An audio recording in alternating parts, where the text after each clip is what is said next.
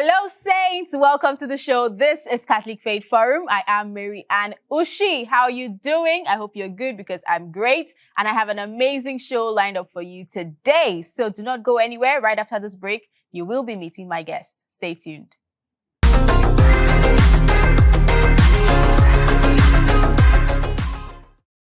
Welcome back to the show. Yes, this is Catholic Faith Forum. I am Mary Ann Ushi. Yes, get the name straight. So our topic for today is the causes and effects of drug abuse amongst the youth in our society. And I have two amazing young people with me here today.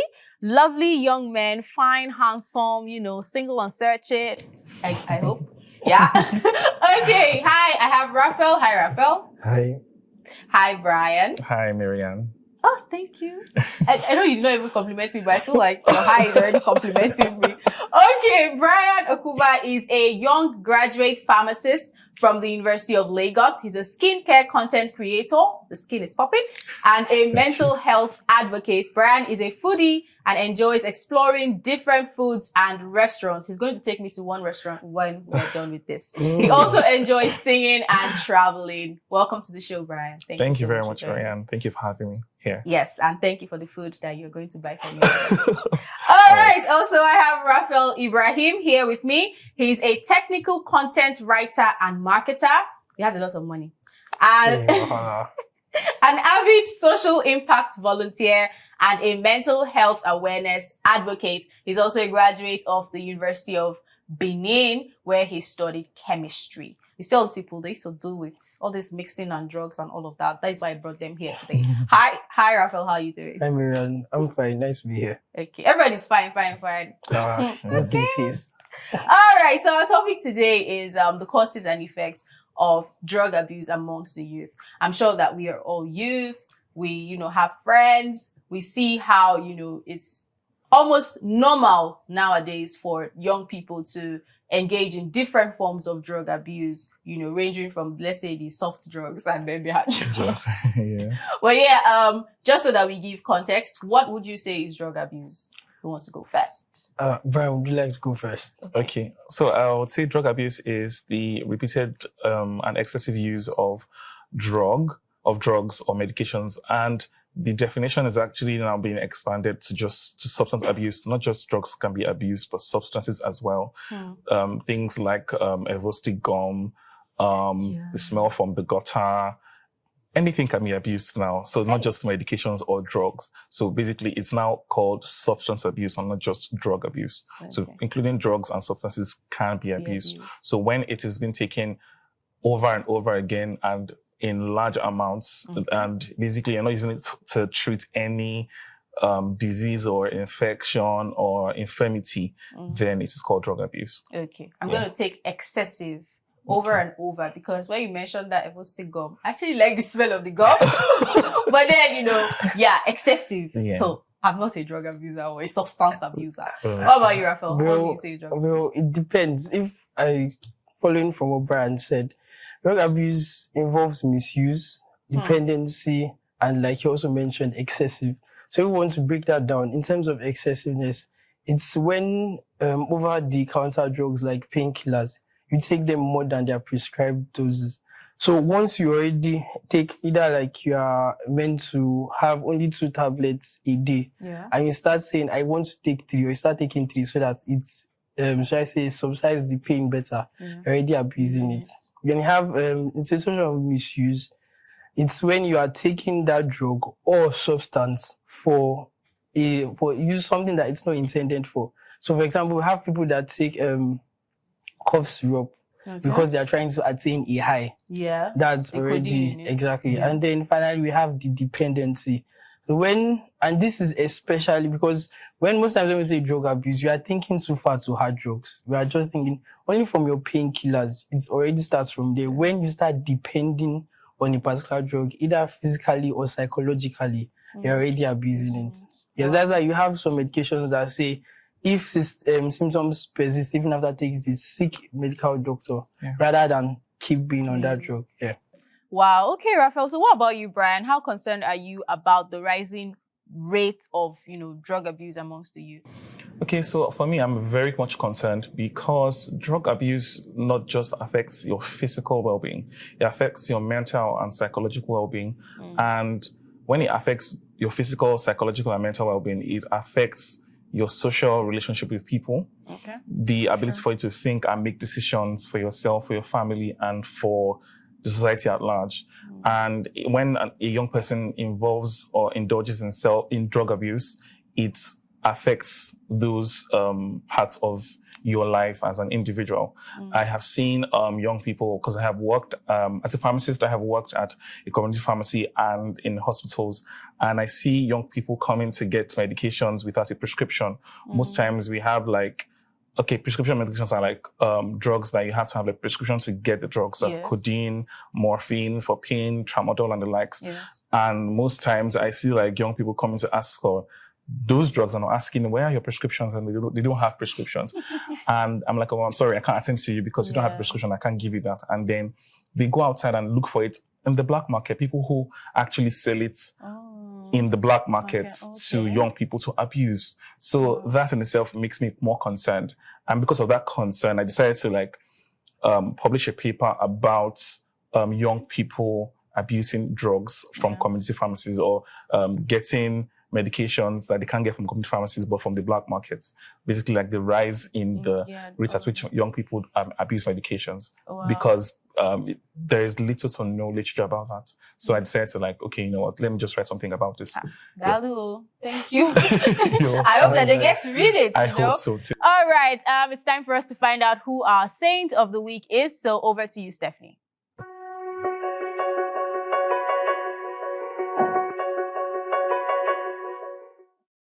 Our saint of the week is St. Thomas Aquinas. St. Thomas Aquinas was born near Aquino, halfway between Rome and Naples, around the year 1225. He was the youngest of at least 9 children and born into a wealthy family that presided over a prominent castle in Roccasecca. As a teenage student in Naples, he fell under the sway of the Dominicans, a newly founded order of priests devoted to preaching and learning. Joining the order at the age of 19, he was assigned to Paris for further studies, but his plans were delayed by the stubbornness of his parents, who had hoped he would play a leading role at the venerable local monastery, Monte Cassino, where he had studied as a child. After confining him to Roccasecca for a year, his parents agreed and Thomas went to Paris as a Dominican friar. Thomas spent 3 years in Paris studying philosophy and then was sent to Cologne in 1248 under the supervision of Albert the Great. This older Dominican proved to be the ideal mentor. It was Albert's firm conviction, which became Aquinas' own, that the Christian faith could only benefit from a profound engagement with philosophy and science. Thomas evidently flourished under Albert's influence, for when Albert was asked in 1252 to nominate a student to pursue an advanced degree in theology at the University of Paris, he chose Thomas, even though he was still 2 years younger than the minimum age required. After 4 years as a Bachelor of Theology, Aquinas received his doctorate and was immediately appointed Master of Theology, once again at an earlier age than the status officially allowed. From 1256 until 1259, he held the Dominican chair of theology in Paris, preaching, lecturing on the Bible, and presiding over various philosophical and theological disputations. Although some masters at the University of Paris spent decades teaching there, it was a custom of the Dominican order, as with the Franciscans, to rotate scholars through these positions. Accordingly, in 1259, Aquinas was sent back to Italy, where he spent most of the following decade in several Dominican houses of study, first in Orvieto in Umbria and then in Rome. During these years, while he continued to preach, lecture on the Bible, and conduct academic disputations, he found the time to develop his 2 most important works, the Summa Contra Gentiles and the Summa Theologiae. Over a mere 2 decades of literary activity, Aquinas left behind more than 8 million words.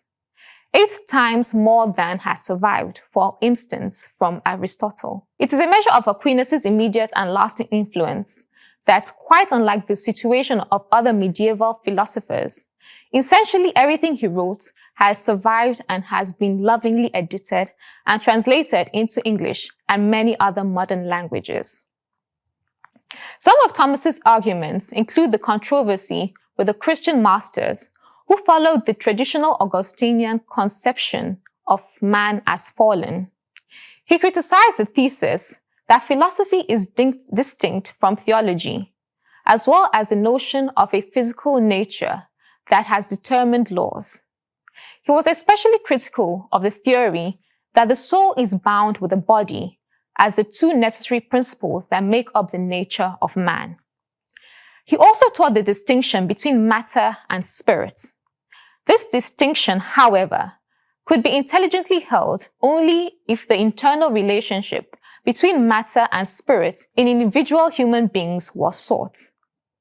It was in the process of this explanation that differences of opinions arose. Not only intellectual differences between idealist and realist philosophers, but also emotional differences. In January 1274, Thomas Aquinas was personally summoned by Pope Gregory X to the Second Council of Lyon, which was an attempt to repair the schism between the Latin and Greek churches. On the way, he was stricken by an illness. He stopped at the Cistercian Abbey of Fasanova, where he died on March 7th.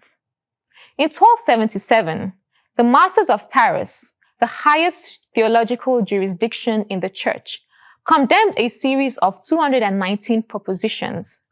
12 of these propositions were theses of Thomas. This was the most serious condemnation possible in the Middle Ages. Its repercussions were felt in the development of ideas. It produced for several centuries a certain unhealthy spiritualism that resisted the cosmic and anthropological realism of Aquinas. He was named a doctor of the Church in 1567 and declared the champion of orthodoxy during the modernist crisis at the end of the 19th century. And so we say, St. Thomas Aquinas, pray for us. Thank you very much, Stephanie, for that session. Okay, back to our conversation. We're talking drug abuse. Now, what is it about drug abuse that actually makes young people, in your opinion, that actually makes young people come back for them? Because we have, so many say no to drug campaigns. Like you said, you published a paper, and, the word is out there. Even on cigarette packs, we have that smokers are liable to die young. The word is out there. But what is it that, makes young people still eager for it, for that high? So we have several, it's just a lot of things joined together. So we can start with things like lack of either familial support or a good background. Now, I'm talking about a good background in the sense that support from either their family or their friends, and then they turn to drugs to depend on those drugs. Exactly. Wow. And then besides that, you also have personal issues. So personal issues, either relationship heartbreak or something. Yes, and then they are trying to come back from that or feel drugs. Exactly. They're trying to feel that love that was there before. So they are now turning to drugs. And then you can also have things like experimentation. So I believe experimentation, which also goes hand in hand with peer pressure, those should be the main point factors, especially for youth. You see people doing it. Exactly. You see your peer group taking drugs and they are feeling well, and I'd like to check that out. And especially the issue with experimentation is that most start and they don't stop. Start and they don't stop. They I want to check this out. And then when you start with, in air quotes, soft drugs, the high is not high you again. Your body's now used to it. So your body's now used to it, and then you keep experimenting and pushing. And before you close your eyes and open it down, you are so down the drain and you can't see the light anymore. Yeah. Bryan, do you have anything to add? Well, he has majorly said everything. So for me, it's so the thing about drug abuse is it is very addictive. Drugs are very addictive. Any drug can be abused. So For young people, it will take the will from you to actually stop abusing medications. And also the support from your family members and your friends and your peers. Yeah. So, because drugs have like mess up with your brain chemistry.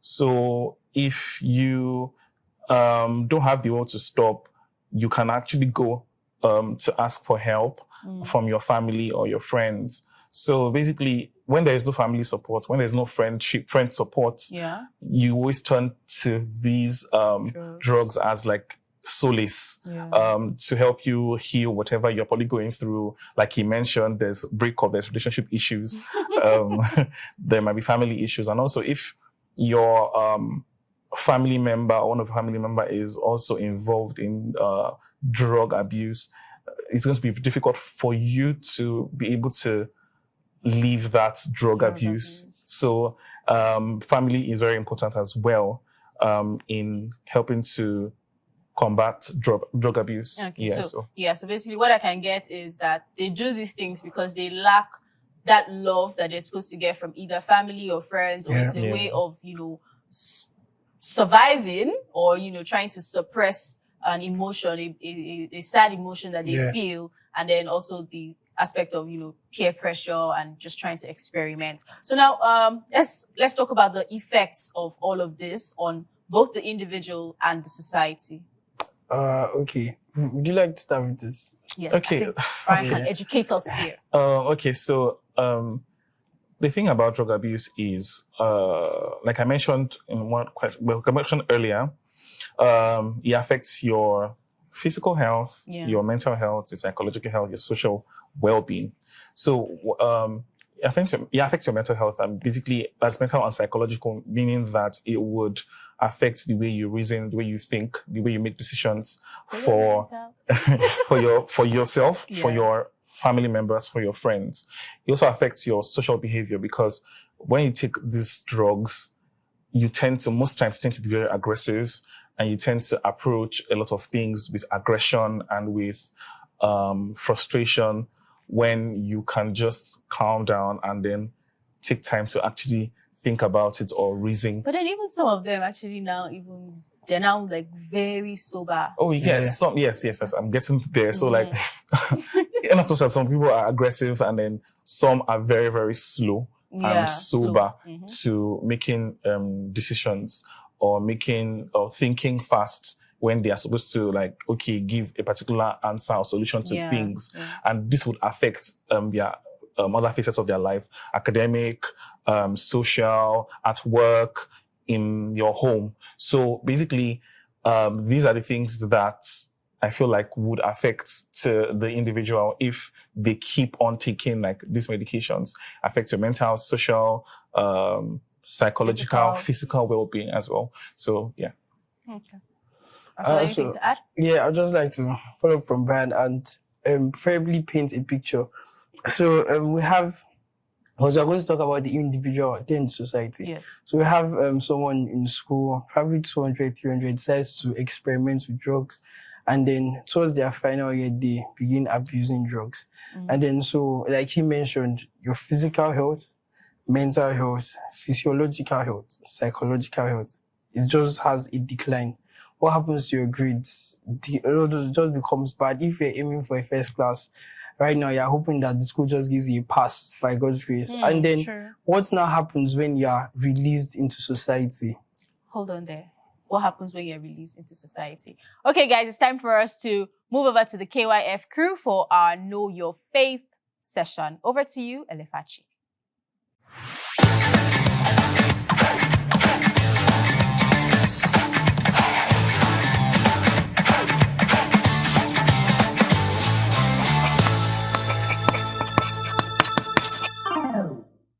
Hello people, I am Elefachi, and today we'll be answering the question, can every catechist distribute communion?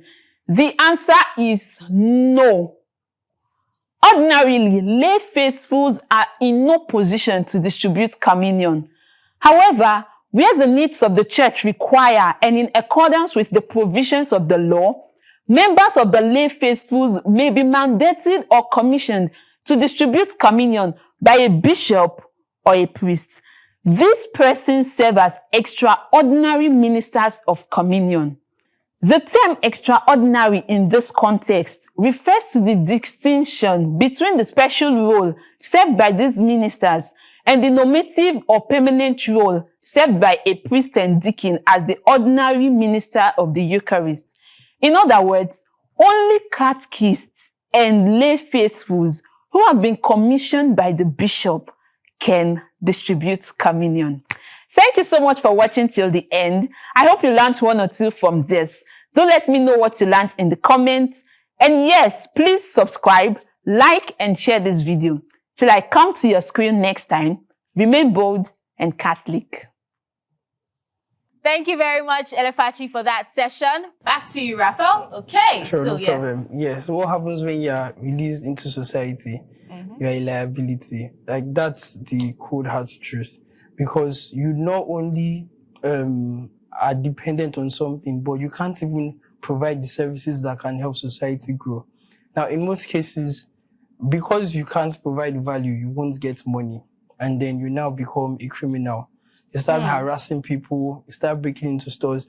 Just as Bryan mentioned earlier, when how the experience he has had with youth that have come to get drugs. In very severe cases, that person can come with a gun or a stick, most likely because the drug they're looking for is just at the counter. So you just feel that you just stab you and then they can take that and run. And so you have increased crime rates.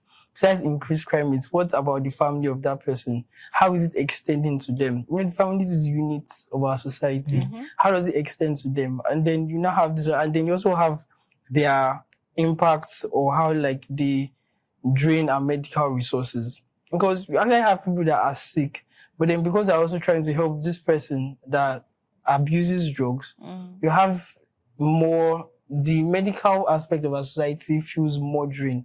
And then there are less people that now can provide value. Yeah, so from the individual, it's cascades. So, and this is just one person. Think about how it plays across people and then affects society. It's crazy. Wow, it's sad. I must put it that it's sad because it is very we've sad. gone from, abusing the normal things that we know people abuse, weed, cocaine, all of that, and then we get these ones. So what do you think can be done to stop the numbers from increasing? Stopping numbers from increasing requires a multifaceted action that also involves a multi-sectoral approach. So how do I mean? No, because it's not just one thing. Remember how we said that this thing starts from the family and the support. Most times, if not 8 out of 10 times, people that go to drugs are trying to deal with grief. That, and then because of that grief, they're trying to for something that can hold them up. So you can start with the family. You can start with how educating people on how to support others. And then talking about that, we can also move to education. Actually, like making drug abuse, improving the awareness about it. And this is because most times we battle with the entertainment industry and how they portray drug abuse to be a beautiful thing. Like, regardless of that, you have movies where if you take a drug, all of a sudden you are thinking, you are using 100% of your brain. I remember. Yes, you're thinking so fast. If they give you calculus, I don't understand the second they go. No, you are something. And they don't know that most of these things you take them and then in like a month or something, you're having issues with your liver. You're trying to like battle so many things, and then those people, not only do they now regret, but they are so dependent on it that they keep taking it. It is really, it's like a snake that eats itself.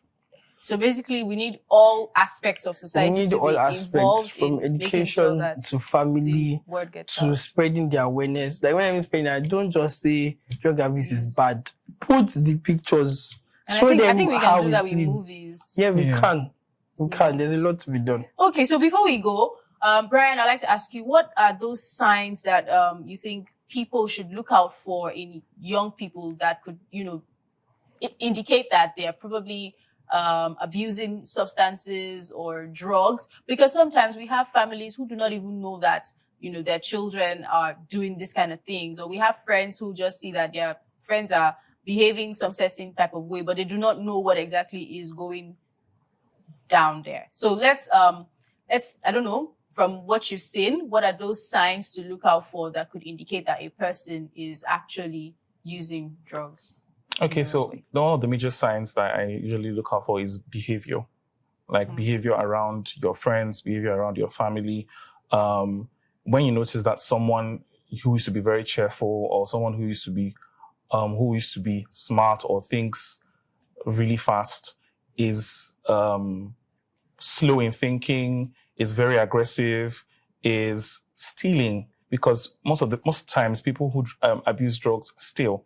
When they go broke from getting these substances to abuse, they tend to look for things around them to steal, other money, other jewelries to go and sell so they can get the money to actually buy those drugs. So when you notice that this person is stealing, I know that this person do not usually steal. Yes. That is one of the signs. Also, when the person is becoming very aggressive, change in behavior, being aggressive, when they are usually not aggressive to certain things, or when they're becoming too sober, when they're not supposed to be sober. Maybe at work and you notice that they're looking so pale, or like their appearance looks so dull and they are looking so sober, and it could be of when they take alcohol. Like I know people who abuse alcohol at work. So when you perceive alcohol and then you see them behaving in some kind of way, they are being drowsy, they are being slow, you know that there's something wrong. And then those are the things you can actually notice.